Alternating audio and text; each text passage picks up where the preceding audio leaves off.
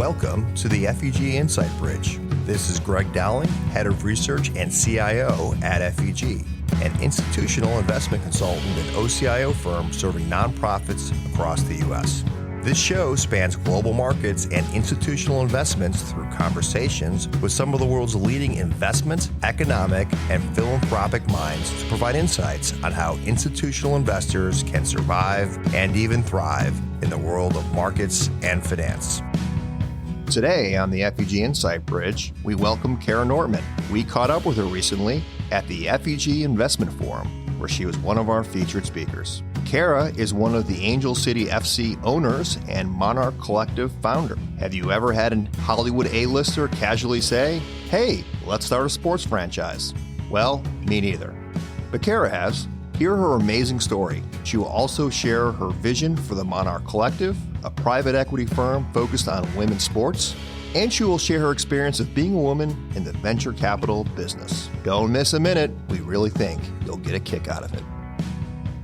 Kara, welcome to the FEG Insight Bridge. Thank you, Greg. Thrilled to be here. All right. Well, maybe before we get going, would you introduce yourself? Sure. I'm Kara Nortman. I'm the co-founder and managing partner of Monarch Collective and the co-founder of Angel City. Monarch Collective is the first and hopefully one of many women's sports funds. So we invest in sports teams, leagues, and rights. And Angel City is the first majority female-owned, female-led professional sports team in the country. So this is going to be great. So we're going to do a little bit of everything, and wanted to first start out with Angel City. This is such a cool story. You've told it to me now a couple of times, but for our listeners, how did this happen?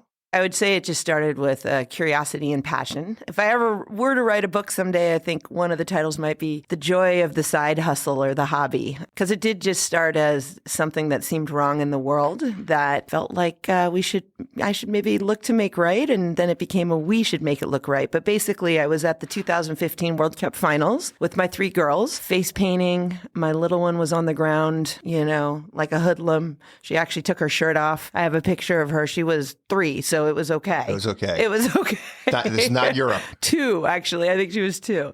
And it was just the time of my life. And I felt like a kid again. And I wanted more of that. And so I went to 9 stores to find a Megan Klingenberg jersey. I was very proud to be raising a daughter who wanted the defender's jersey, not the forward's jersey. And anyway, I couldn't find one. I went to a bunch of stores. I came home. I looked for content. It looked like it was being streamed. There was this league called the NWSL I had never heard of. It looked like it was being streamed from outer space. I love this analogy, but it's sort of like you think about a consumer product you like or a beverage you like. I always say Budweiser or Heineken. If you have 90 minutes and you're like living in the best 90-minute experience of that beverage, and then it's not in the stores for 4 years, which is what we had with the World Cup. And so, we now have many billions of people watching the World Cup, but there was no product to buy in between those 4 years. And so that started what I now call my market research. You might say I was irritated, joyfully irritated. Well, I just love this side hustle thing. I mean, a lot of people, their side hustles, they'll sell tchotchkes on Etsy.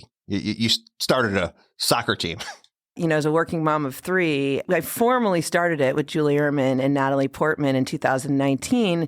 And at that point in time, my youngest daughter was 6, and it sort of felt like I came down from altitude and I had more oxygen. And so there was time for side hobbies at the time. But yeah, I think it's one of those things. If you find a thing you love to do and you're doing it at 2 a.m. and weekends and you're doing it with people you love, it doesn't actually need to turn into a business. It's just looking for that joy. And then occasionally it can change your life. So there was this interest that turned into a passion. But how did this actually happen? Yeah, I mean, like all things, well, not like all things. The Queen of Star Wars said to me, that would be Natalie, said to me, we have the text stream. Every occasion I scroll way back and try to find it because it kind of blows my mind that it started with this text stream. And maybe tell the story of how you guys connected. I was involved in starting a nonprofit called All Raise on gender equity and diversity. One of the people who also started something similar in Hollywood called Time's Up. And we were at a big gathering for Time's Up. And I was asked to go on stage and present tech for 2 minutes. And so at the end of those 2 minutes, I said, this is a special room. Our job is to expand this room and bring more women in every day. But while we're here, you had women from all different industries. I said, go to a woman in a different industry who you're probably never going to do business with.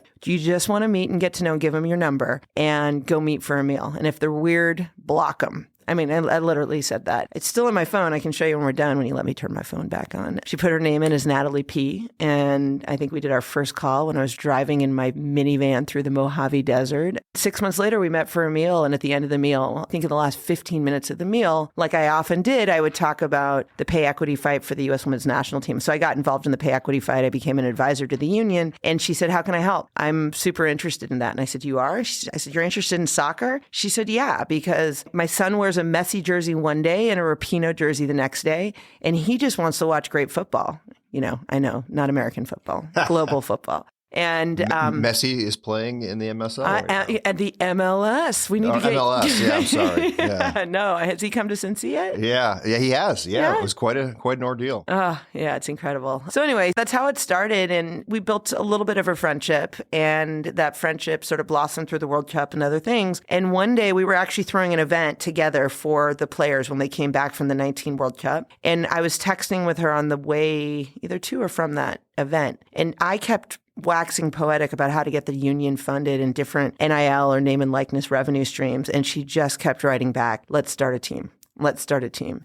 And she said it 3 times. And so by the 3rd time, I called her when I landed. I remember I was sitting next to my husband. He likes when I tell this part of the story. Is that so he's in the story? Yeah, but it almost always gets edited out. So here we go. Let's see. He was doing his first Ironman triathlon because apparently when you have 3 daughters and a wife, you like to... Solitude. Lots of solitude. To train alone.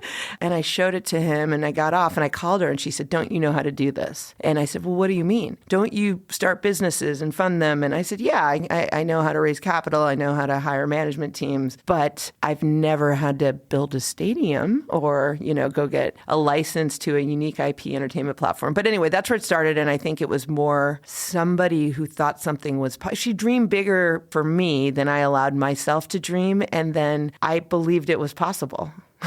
And so actually I started by going to the men's teams. I said, okay, well, what's the quickest path to getting this done?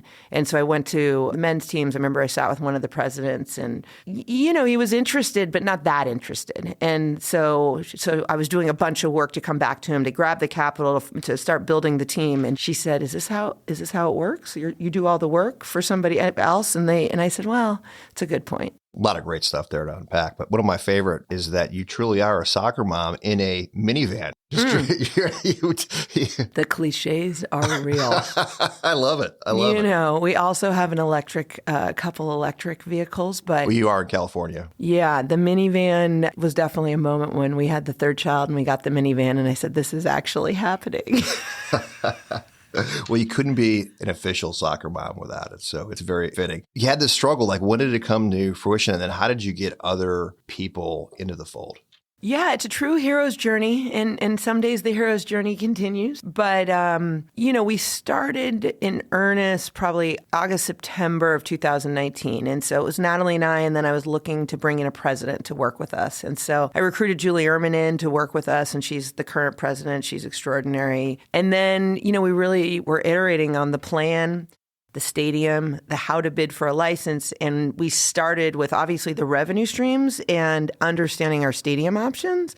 And actually, I looked at our numbers the other day, and I think we're 3 to 4x our revenue in the first year of what we put in our initial pitch deck. So, wow. Because if you actually put that in there, people would be like, this isn't right. So this is the interesting thing about women's sports and in general. Everyone looks at past data. And so if you're looking at past data to think about what's possible, you're never going to get there. I mean, it's one of the reasons Angel City has really changed the way people look at women's sports. And now you have Nebraska volleyball. And one stat that just came to mind, in Australia, when the Australian national team was playing England in, I think it was the semifinals, the Matildas against the Lionesses, 9 out of 10 TVs in Australia tuned into that game, right? And you have the same thing for the Black Ferns in New Zealand. Bigger audience share than the All Blacks at a primetime slot. And so, but back then there wasn't any data. And so I remember there was a team in LA called the Soul.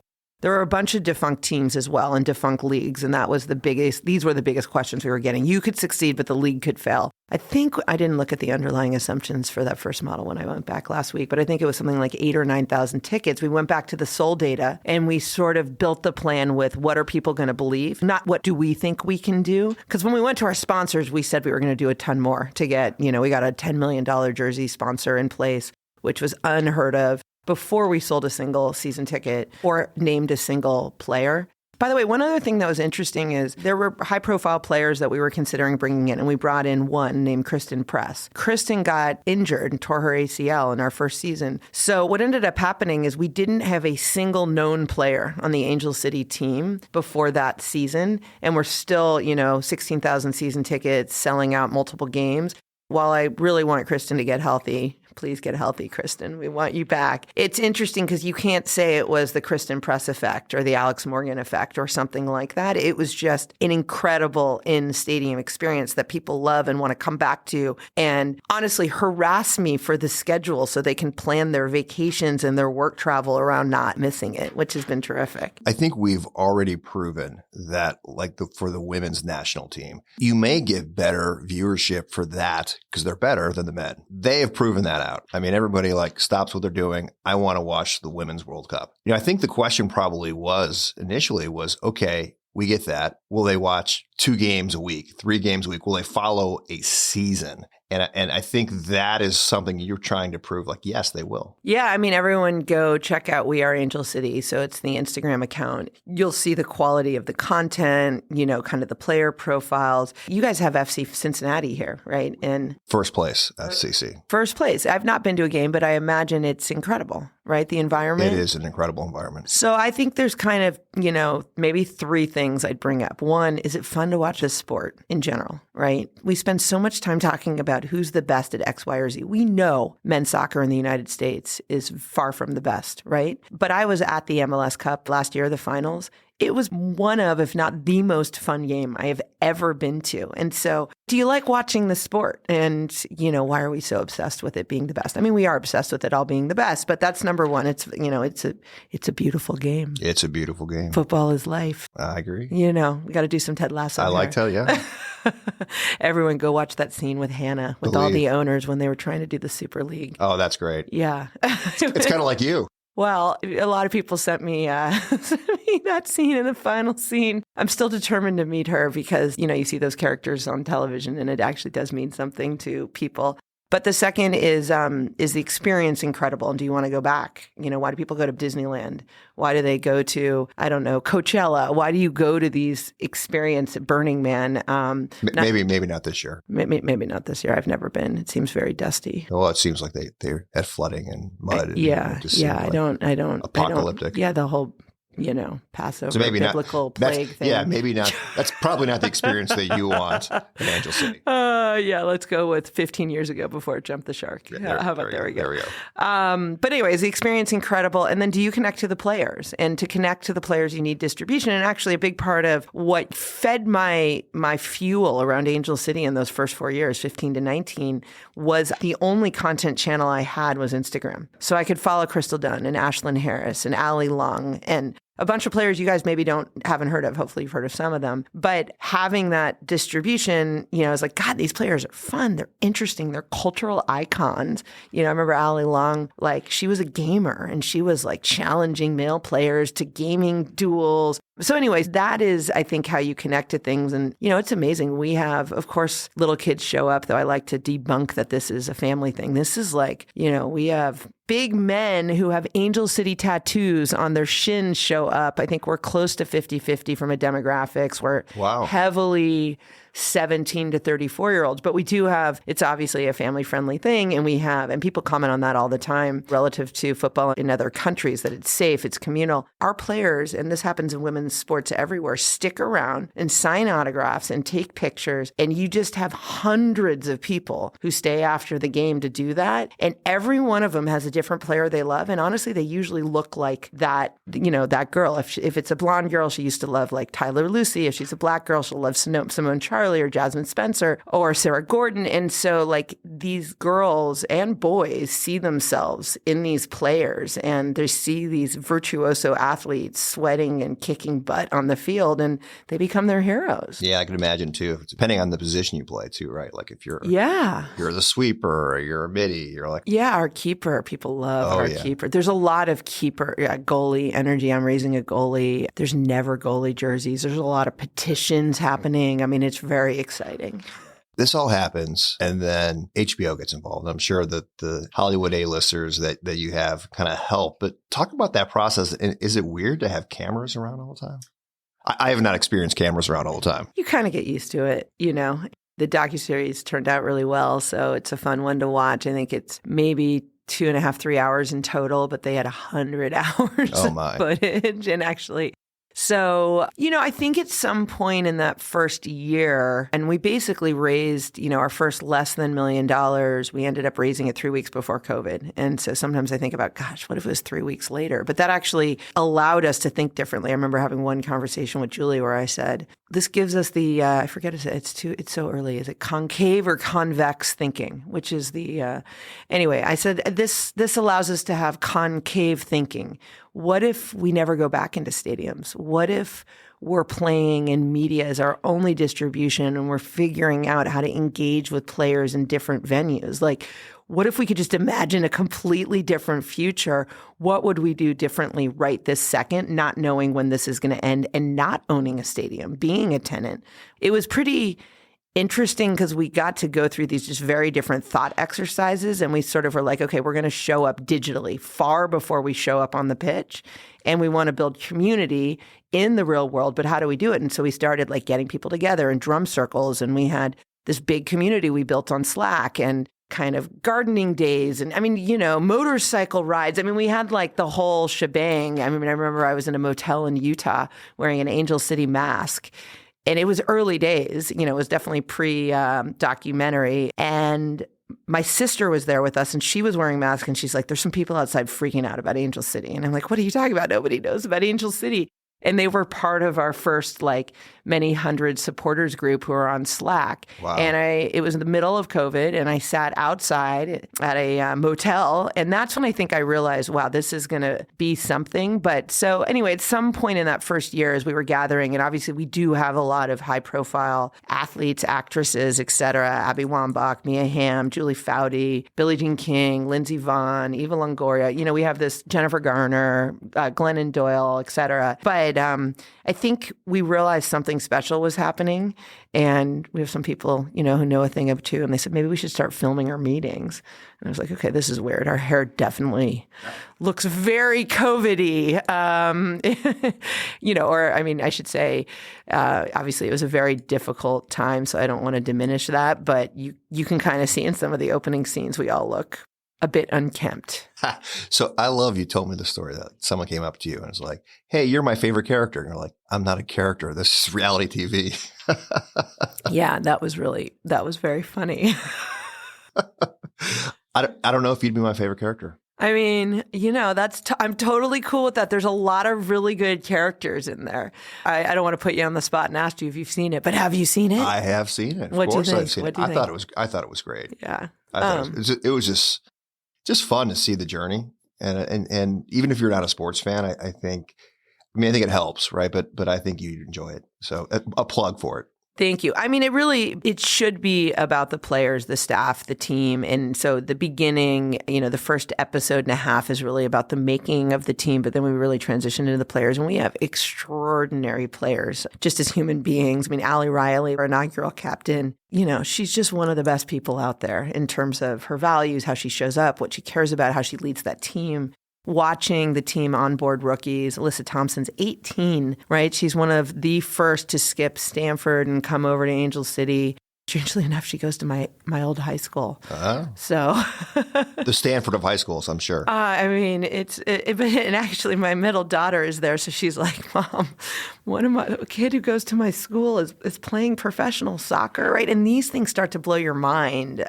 I say it all the time. It's like I never grew up even with like the smallest wrinkle of a thought that I could be a professional athlete or president of the United States. Those two ideas, I never allowed myself to even consider them. But every boy I knew wanted to be a professional baseball player. A lot of them wanted to be president. And so just this idea that this new generation grows up thinking they can kind of be anything, and very few of us will become those things. But I really think the dreams are important, and being able to dream that big allows you to dream bigger in other areas and just feel the, the power of potential, and then the power of your body and what it's capable of. It's awesome. And I love my favorite emails are the ones I get from people about how their 15-year-old son, it's their favorite thing to do. And they're walking away from their XYZ male sports season ticket to become Angel City. And of course they should keep all of them, but it's pretty cool. That's awesome. Hey, before we switch gears and talk about the Monarch Collective and some of your other backgrounds, you've done a lot of great things. What makes you more nervous, watching your daughter play soccer or watching Angel City? Your daughter is a goalie, right? Yeah, that's a really good question. It honestly depends on the day. It depends on how much sleep I've had. If I've had sleep, I'm zen. All right. I mean, right now we're on the bubble of the playoffs for Angel City. And so as an example, we were up 2-1. And we had sort of a somewhat, kind of a goal that shouldn't have happened in the very end of the game. And so we went from 3 points to 1 point. And we went from in the playoffs to out of the playoffs. So I definitely, right now, I'm like doing a lot of, sending energy through the television things when it's not a home game and I'm not traveling to it. So I'd say right now it's probably Angel City, but I felt pretty nervous at my daughter's soccer game last weekend too. Yeah, goalies are tough. Soccer parents are intense. They are intense. But, it's amazing to watch your kids do this. You have to have a certain mentality to be a goalie. And so I really respect whatever goes on in my daughter's beautiful brain to be able to love that. I would not. Yeah, that is tough. So Monarch Collective, where does the name come from? Yeah, you might see I'm wearing my butterfly here. All right. So I now collect butterfly necklaces. So if anyone roams the world and finds a cool butterfly necklace, let me know. For the holidays, right? Yeah, I break them on occasion too. So I have like a broken pile and a non-broken pile. And I actually usually also wear a basketball my grandmother gave me that she got playing in the Bronx in 1930. But the name comes from actually, a lot of what I thought about as Angel City was taking off it took a lot of skill and hard work, et cetera. But there also were all of these butterfly effect moments. You have to, we timed the market really well. If we'd done this 5 years ago or 5 years from now, I don't, would have been very different. And so there are all these kind of butterfly effect moments. So I just think about chaos theory, butterfly effect, lean into your energy. Should I go to that dinner or not? I mean, you kind of know. And sometimes you should go for no reason. And you might sit next to someone who changes your life. And sometimes you're sitting there and you say, why am I here? So that's the first thing, just chaos theory, butterfly facts. And then the second is I love the double entendre of just sort of this idea that through women's sports, we can build new institutions or new monarchies, right? And the yin and the yang, the male and the female, the, black, brown, and white, the gay and the straight. And you just can bring together communities in ways where in women's sports and in sports in general, you have a Republican and a Democrat sitting next to each other. And you're an hour into a game with a common connection and having a lot of joyful fun before you realize you might hate each other, right? And once you get there, you might not hate each other and you might find a way through. And so this idea that we can role model how to bring collaboration back and different people into leadership and into organizations is, the thing I think could be really the lasting effect. And I hope other institutions will copy it at some point in time. We have a friend in common, and we were talking about you the other day. By the way, this is I figured out this is your only non-famous friend. So I could have had, could I have been friends with your famous people? No, but it's your one. I have a lot of non-famous friends. I'm very close to my friends from childhood. All right. So we were talking and you're just like, you are meant for venture, private equity, growth equity, because you just ooze optimism. And, she comes from more of a credit hedge fund background. You're always thinking about the downside. And you're all upside. I'm married downside. So we have like a downside management team in the house. Okay. My partner, Jasmine Robinson, and we were talking about this the other day. I believe in polarity. Yeah. Right. And we're interviewing our first set of investment hires for our first fund right now. God, I think everyone we're hiring is a deep cynic.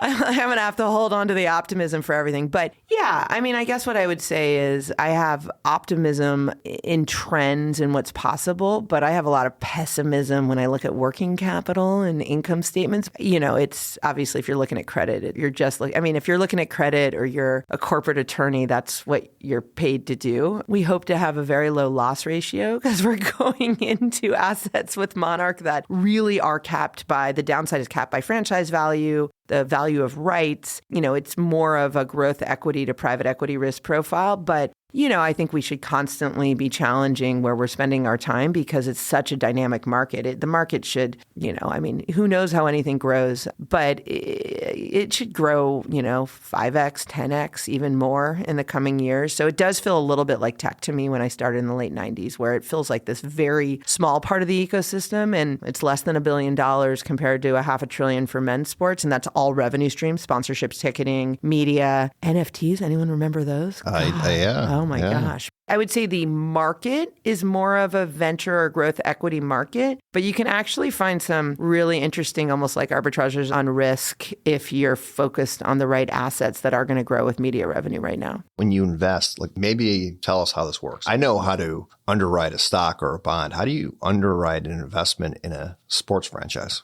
Yeah, well, we just announced our first investment for Monarch. It's an investment in the NWSL expansion team in Boston, a terrific group of women leaders, great sports town. They have a stadium that they're building out in downtown Boston. It'll only be the second one after the Red Sox. And real estate assets, as you guys know, are quite valuable in terms of additional sponsorship revenue and the like. We underwrite it like any investment. We model it out. We look at the P&L. We look at the revenue streams. We look at the cost basis. We look at the key components of the cost basis and how are they changing. We look at the structure relative to the amount of time we're going to put in and look at whether we should be pricing this differently than more passive capital. And then, we're underwriting the fund to a 3x net fund and, hopefully we'll exceed that. The core franchise values I can come back to, but it's unique real estate, right? So to some extent, they trade a bit more like hard assets. It's uncorrelated. It's a great thing in your portfolio, but you underwrite it like you underwrite anything else. And then you look at major risk factors, which are very different now. It was venture capital when we started Angel City, and it was venture capital for a bunch of reasons, like the core drivers of the revenue streams, along with the stability of the league. And now you can underwrite this to 15, 20 million in revenue before media revenue. Angel City does quite a bit more than that. And, even with Angel City, I think we've dramatically underpriced tickets. And so we're trying to be thoughtful about that because we want to make it accessible to everyone. But the all-in sort of, revenue per fan is trending up right now. But you model it out the way you do any investment. We have a 15-page memo, Greg, if you want to sign an NDA.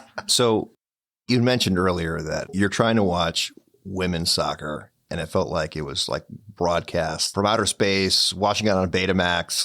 How do you improve the media rights of this? And how do you get it on a major channel? Like Apple just did, partially because of Messi, but they've kind of gone all in on soccer. Is there enough room? Is it an ESPN? Is it a local cable network? How do you kind of expand media? Obviously, there's a lot of changes happening in the media industry right now. And so you have sort of the big platforms that have direct distribution who, are likely to continue playing a very big role in being able to bid differently. Amazon, Google, Netflix, who isn't participating in sports right now, Roku, players like that have, kind of strong digital distribution. Then you have traditional players like Discovery, Scripps is actually making a play, et cetera. There's a bunch of other traditional distributors, Apple, et cetera, on the modern side. And so I think what's interesting is it's a moment in time where you have to decide if there are trade-offs, which trade-offs are you going to take? And so for emerging sports like soccer, men's soccer and women's soccer, and all women's sports, you really do have to think about, am I trading off reach versus revenue? And is there something I can do with my rights? This is my love language here. If you were to go back, if you were to ask Roger Goodell and Adam Silver, and I've gotten a chance to ask a couple of them, what would you do if you went back 20 or 30 years? I'm not saying that this is what they would say, and what would you do differently? And that sounds crazy, right? The NFL is doing $125 billion in media rights over the next 10 years. But you want to own the relationship with the fan. You want to understand the value of the data and the value of being able to have a service. And I believe it's important to have a free service to hit reach and to build out for the modern fan. And so if you can take a step back, you would think about new company structures. You would think about near-term distribution reach over broadcast. Where is that going if everyone is on a streaming platform? And so it's a complicated topic, but I think the easy way to think about it right now is every single major platform is thinking about this or has overtly said publicly they're not. Netflix is the one who said not. And then every one of them, is looking at where do I test? And where do I test in a big way versus a small way? So Apple, we could talk about the MLS and Apple for a long time. I think Don Garber is a commercial genius, a genius in general, the way he's built the MLS, a flexible mindset, really assessing upside versus risk. I study early days of MLS a lot in terms of ownership, the people who are there, Ivan Gazidis, Mark Abbott, like these are the heroes of commercializing a new league, which is really interesting to study because it was only 20 years ago.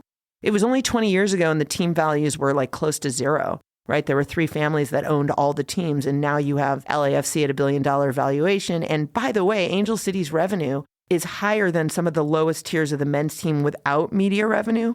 So that's where you look at like, where is this going? And they all should be sustainable financial assets.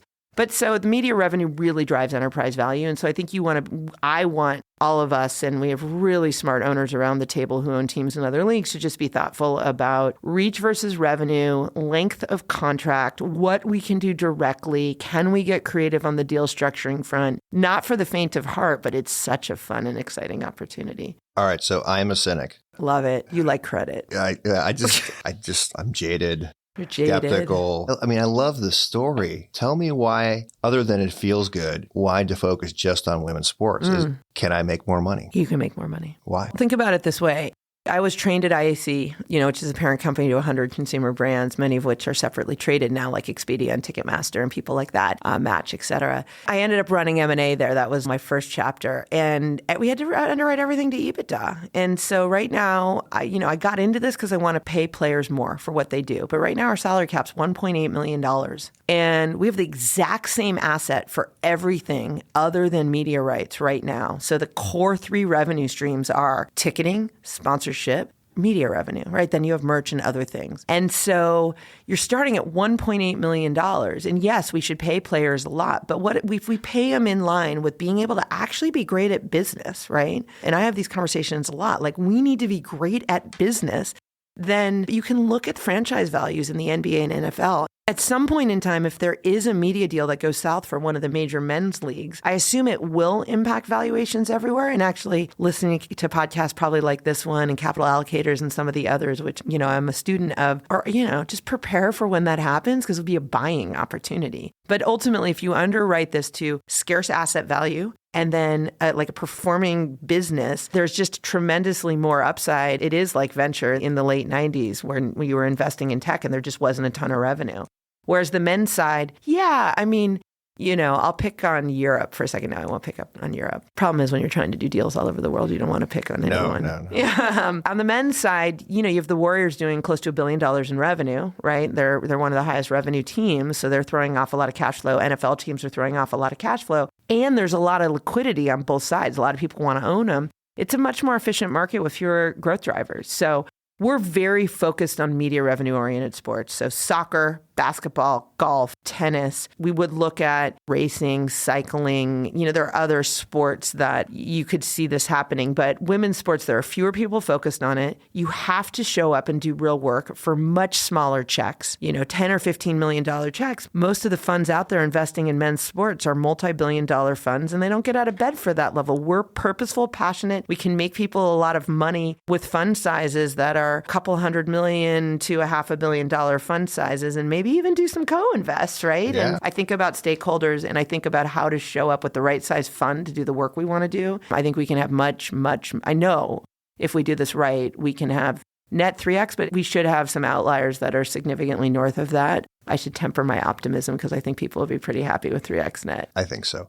So if you're an investor, how do you make money? Can you make money along the way, or is it when you sell the asset? Yeah, that's one of the fun things. So the short answer is yes, right? Because if you're cash flowing, and in particular, if you're doing creative things around rights, but also potentially on teams, things like continuation funds will be very interested in what we're doing. There were a lot of people we spoke to in our first fundraise who only want to write $100 million checks, across blah, blah, blah. And that doesn't make sense for us, right? In this first fund, and we have a really wonderful LP base. I'm really trying to be thoughtful about how to really appreciate and love all parts of this ecosystem, have real relationships relationships with our LPs, scale them over time. And you get to a point where continuation funds, things of that nature will make sense too. And it's an interesting thing because when we were fundraising, some of our LPs wanted to know if they could hold forever, right? For family planning purposes or planning purposes, like this is the kind of multi-generational asset that a lot of people want to hold. And then others really want to understand liquidity. And so I was trained at places like Morgan Stanley and Battery Ventures and DPI-oriented places. And what I know is if you give people money back, you tend to get more. And then I think the thing I love about this part of the asset class is it's not just a standard, here's how you price it, it's always a preferred. You can get really creative on how you structure at the front end and the back end. And so it very much, I get to put on more of my M&A, IAC. We did really creative things there. My boss was a guy named Victor Kaufman, who was Barry Diller's right hand. I mean, we would put call options in place with baseball arbitration. We would do very creative structuring things. We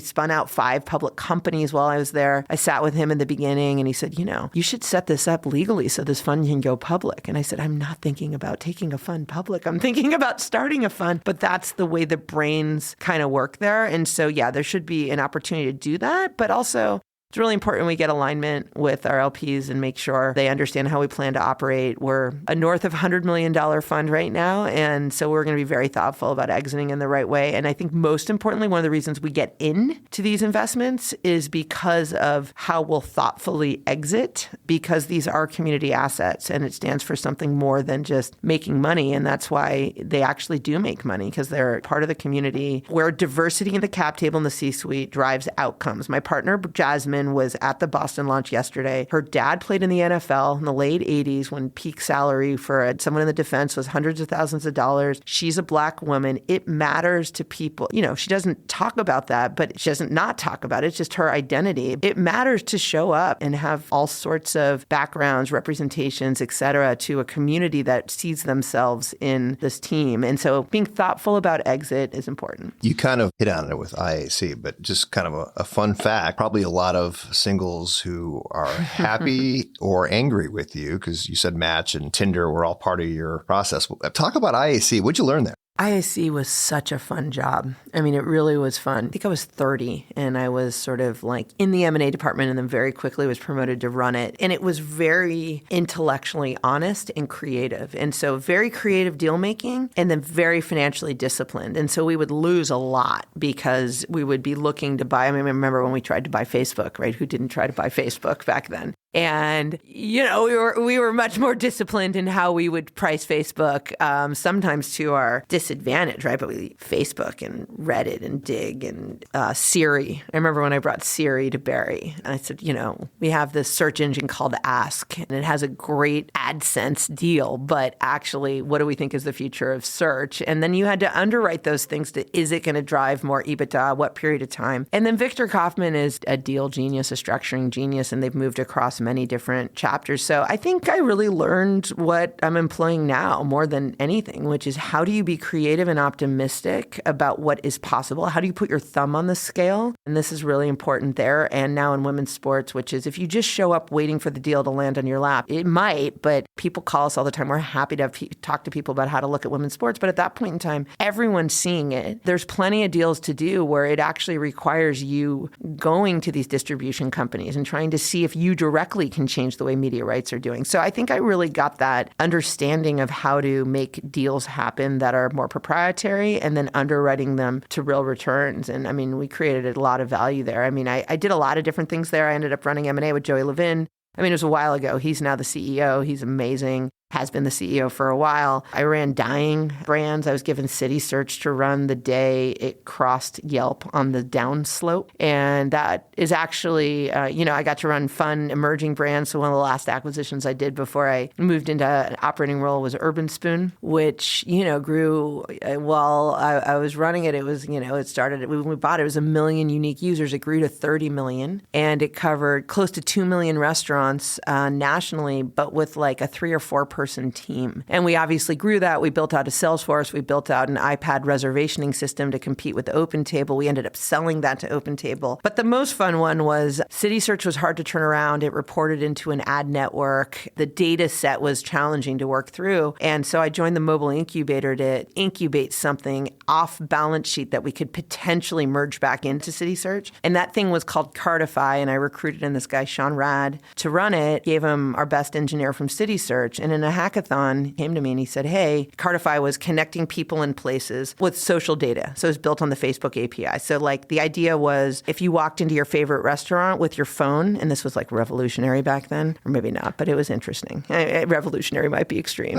That could have been, yeah. If you walked into your favorite restaurant and you had your phone on you when you're, half a mile away, they would, or, whatever, in close proximity, they would have your table ready. You didn't need to speak to anyone. So it was like this kind of social loyalty program, and the same backend could be used for dating. You go to, in LA, I would say, a Clippers game one night, and the woman that you wanted to go out with never went to Clippers games, but she'd go to Lakers games. You'd never know that. You'd never show up at the same place, but Tinder, sorry. No, go for it. This is interesting. Basically, we took the back end and that data, and Sean came into my office one day and he said, hey, instead of matching people to places, why don't we match people to people? And Tinder was born. I mean, the crazy thing is Tinder was born out of a City Search project. It went on, obviously, there were 3 different mobile dating projects at the time. And the one that became Tinder started out of, a dying web brand called City Search. That's crazy. Yeah. Talking about kind of your venture days, your private equity days, you mentioned it already, Allraise. What is that, and what are you hoping to achieve? Allraise is the kind of gender equity nonprofit in the venture space. And I started it with 14 other women. It was started by a woman named Aileen Lee. She sent out an email. She was a partner at Kleiner. Many of the female-led venture funds, actually, the partners started at Kleiner. They did a very good job of getting some great women in, and then most of them left. And she sent a note out, basically, in the wake of sort of some bad stuff happening in tech around, sexual assault and things of that nature, saying, hey,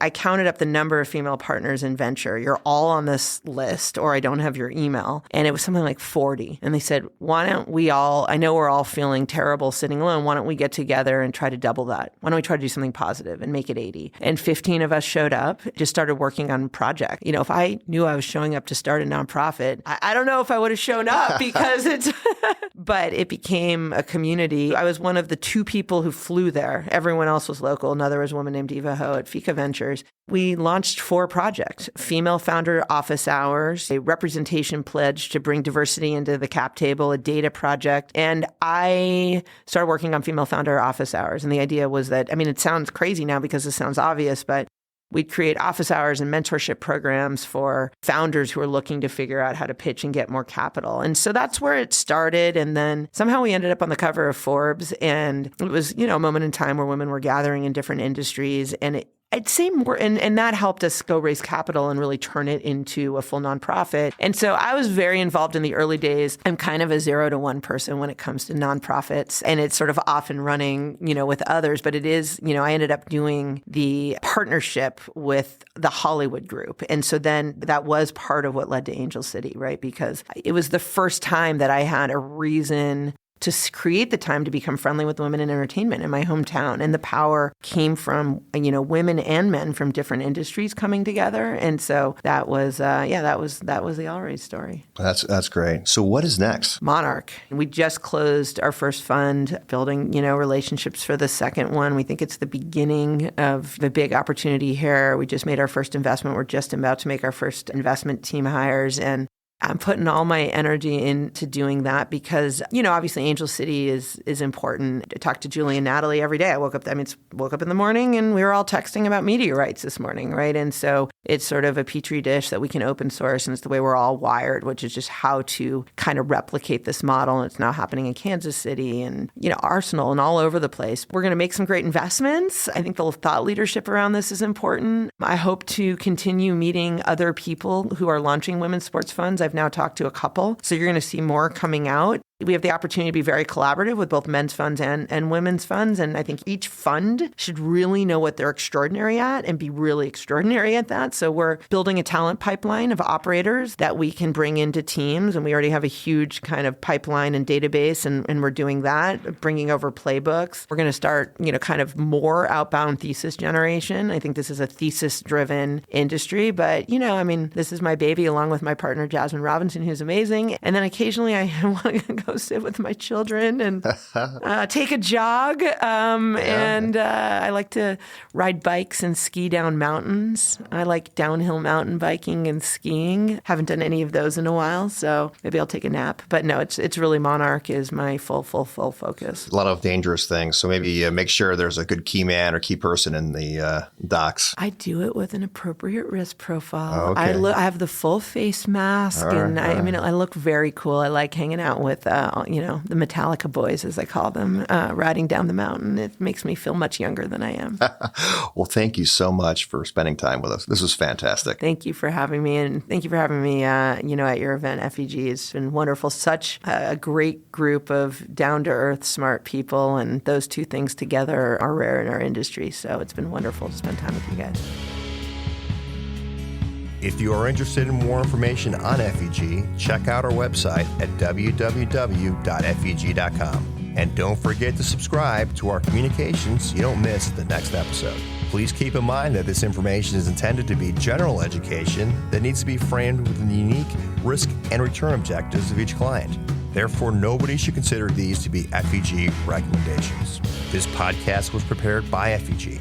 Neither the information nor any opinion expressed in this podcast constitutes an offer or an invitation to make an offer to buy or sell any securities.